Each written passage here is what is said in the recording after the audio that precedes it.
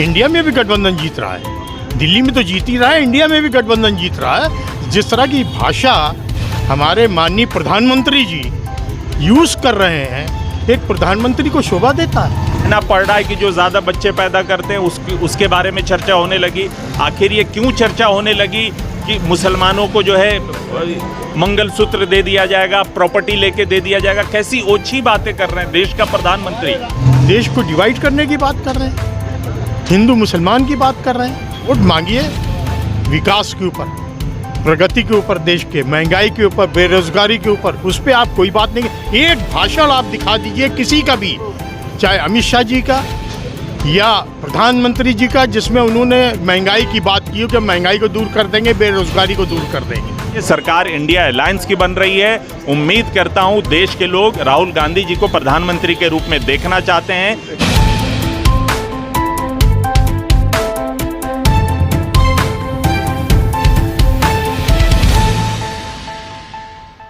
Hello दोस्तों, India की news में आपका स्वागत है। इस वक्त मैं मौजूद हूँ नूरनगर में। परवेज़ हाशमी साहब यहाँ पर मौजूद हैं। काफ़ी लोग यहाँ पर आम आदमी पार्टी और कांग्रेस के एकजुट हैं। वजह आप सबको पता है, गठबंधन की सरकार है पूरे हिंदुस्तान के अंदर, उसी की वजह से सब एक साथ मिलकर चल रहे हैं। परवेज़ साहब यहाँ पर हैं। परवेज़ साहब, आप जब राजनीति में आए थे उस टाइम पर जो है सभी पार्टियाँ अलग अलग चुनाव लड़ती थी। इस गठबंधन को कैसे देखते हैं आप? कहाँ तक जाएगा ये गठबंधन? इस गठबंधन की सख्त ज़रूरत थी संविधान को बचाने के लिए और भाजपा को हराने के लिए। इसलिए इस गठबंधन को हम लोगों ने किया है ताकि भाजपा को उखाड़ के फेंक सकें। हरा पाती हैं, लेकिन गठबंधन की बात अलग है। स्मूथ हो, सेलिंग होगी, कोई कंटेस्ट नहीं होगा। फ़र्क पड़ जाता है ना, वोट का डिवाइड हो जाना, वोट का यूनाइट हो जाने में बड़ा फ़र्क होता है। अच्छा, 400 पार का दावा कर रहे हैं वो लोग। 200 पार नहीं कर रहे, 400 तो छोड़िए, सब हवा की बातें हैं। जनता के बीच में जाइए और जनता को देखिए।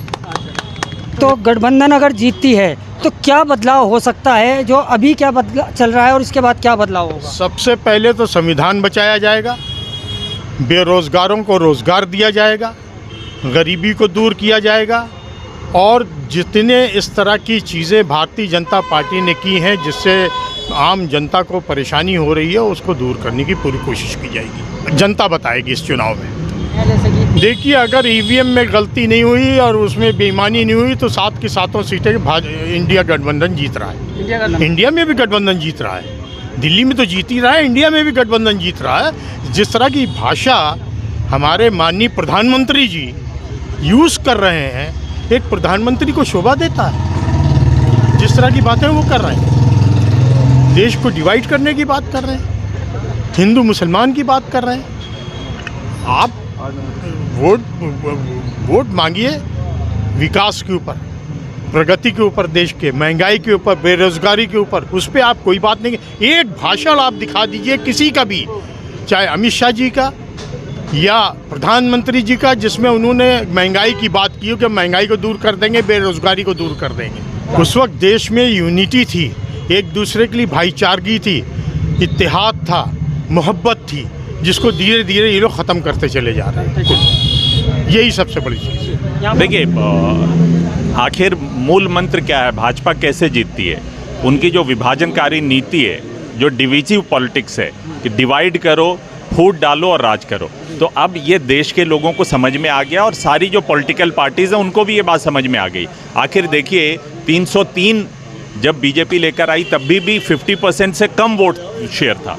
तो इसका मतलब क्या हुआ कि जो सेकुलर वोट है वो उसका तकसीम होना, वो बांट जाना, उसके वजह से भाजपा जीतती आ रही है। इस वजह से इंडिया गठबंधन जो है ये यूनाइट हुई है सेकुलरिज्म के नाम पे, देश के संविधान को बचाने के लिए, दलितों के लिए, युवाओं के लिए, महिलाओं के लिए, रोजगार के लिए। आज पूरा इंडिया अलायंस इस मुद्दे पे चुनाव लड़ रही है। लेकिन अफसोस की बात, 10 साल तक जिसकी सरकार रही है, मोदी जी अपने आप को कहते हैं कि सबसे सशक्त प्रधानमंत्री हैं, लेकिन बावजूद इसके आज उनके पास मुद्दा नहीं है चुनाव लड़ने के लिए।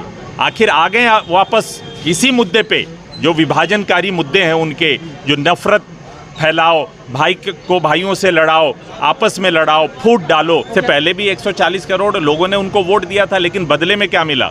उन्होंने वादा किया हर साल 2 करोड़ नौकरी देंगे, 15 लाख रुपया लोगों के खातों में आएंगे, महिलाएं सुरक्षित होंगी, लोगों को रोजगार मिलेगा। मिला क्या? हालत तो ये हो गई कि युवाओं को ये अग्निवीर नाम का एक चॉकलेट टॉफी दे पकड़ा दिया उन्होंने। मैं तारीफ भी करता हूँ मोदी जी की, बातें बहुत अच्छी अच्छी, लट्टू बहुत बढ़िया घुमाते हैं वो, है ना, जुमले अच्छा फेंकते हैं वो, बातें अच्छी बनाते हैं वो, देश को बांटने का सारा काम करते हैं वो, ये बहुत अच्छा काम करते हैं। ऐसा नहीं है कि वो, मैं तारीफ नहीं करता मोदी जी की वाकई काबिले तारीफ आदमी है, लेकिन जो मुद्दा है इस देश का, जो पहले कहते थे ना कि सबका साथ सबका विकास सबका विश्वास, कहाँ गया आज वो सबका साथ सबका विकास? आखिर क्यों कहना पड़ रहा है कि जो ज़्यादा बच्चे पैदा करते हैं उसके बारे में चर्चा होने लगी? आखिर ये क्यों चर्चा होने लगी कि मुसलमानों को जो है मंगलसूत्र दे दिया जाएगा, प्रॉपर्टी लेके दे दिया जाएगा? कैसी ओछी बातें कर रहे हैं देश का प्रधानमंत्री। हम सब रिगार्ड करते हैं, वो सिर्फ भाजपा के प्रधानमंत्री नहीं, हम सब के 140 करोड़ देशवासियों के प्रधानमंत्री है। पूरी दुनिया उनकी तरफ देख रही है। देश दुनिया का सबसे बड़ा लोकतंत्र जमहूरियत है ये देश, उसका प्रधानमंत्री अगर इस तरह की बात करे तो कहीं ना कहीं हम सब की गर्दन शर्म से झुकती है। उन्होंने देश को शर्मसार किया है। विपक्ष का अगर सबसे कोई मजबूत आवाज़ आज के दिन में इस देश में है तो जनाब राहुल गांधी है।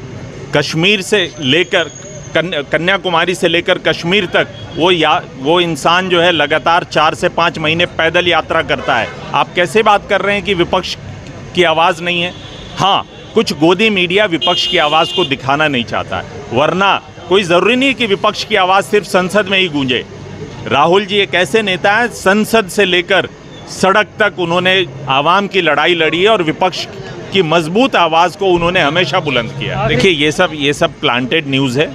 ये फिर वही मैं कहूँगा, ये गोदी मीडिया भाजपा का एक डिज़ाइन है, जो मीडिया में इस तरह से बातें फैलाई जाती हैं कि मोदी जी जीत रहे हैं। 400 पार का नारा, अगर आपको याद हो, जब चुनाव की शुरुआत हुई थी तो भाजपा ने कहा 400 पार, उसके बाद कहा 370। अब वो कोई नंबर नहीं लेते हैं, अब वो कहते हैं कि हम सरकार बना लेंगे। आप देखिए अभी तो 4 फेज़ हुआ है, 5वें 6ठे फेज़ आते आते उनको लाले पड़ जाएंगे। अभी से वो हाथ पैर जोड़ने लगेंगे कि किसी और को तोड़ो, सरकार बनाओ। सरकार इंडिया अलायंस की बन रही है। उम्मीद करता हूँ देश के लोग राहुल गांधी जी को प्रधानमंत्री के रूप में देखना चाहते हैं, और जो मुद्दा उन्होंने उठाया है गरीबों के लिए, दलितों के लिए, अक़लियत के लिए, बेरोज़गारों के लिए, युवाओं के लिए, महिलाओं के लिए, वो आवाज़ देखिएगा आपको 4 जून को सुनाई देगी।